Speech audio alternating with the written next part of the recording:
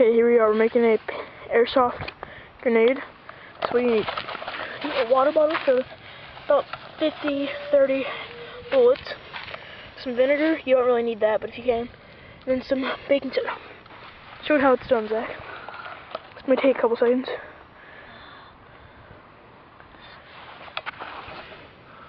Just pour it straight into the thing.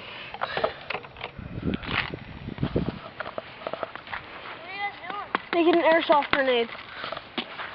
Pour it into the thing, Zach. What?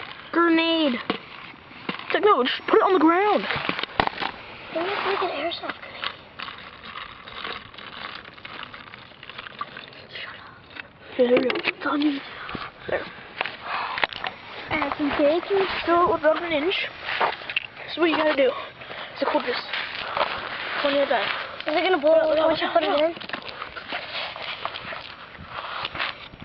Baking soda. Get a video of it. Okay, so you gotta make an exploding airsoft grenade!